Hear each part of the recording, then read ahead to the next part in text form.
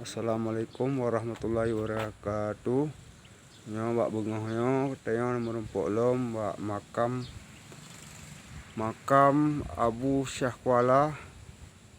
Jadi bak uronyo katanya dari kota Banda Aceh tajak sawu bak makam Abu Syah Kuala. Yang matang Assalamualaikum warahmatullahi wabarakatuh.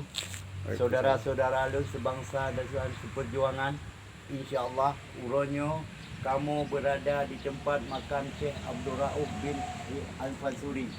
Lahir bak 13 Hijriah sampai 15 Kurun Masehi. Insya-Allah waktu kejadian self-determination is a human right for Aceh. Penindasan untuk harga diri adalah hak asasi manusia 18.7 leh.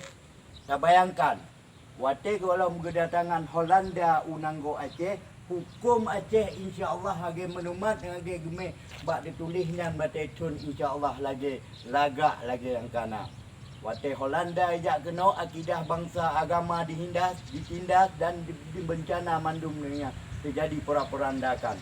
Uronyo kamu bak tanggal 26 Maret tahun 2020 di bengohnyo di makam Tengku Syah Kuala, insya-Allah bak penema hukum bangsa Aceh untuk bertemu kembali self determination is a human right for Aceh.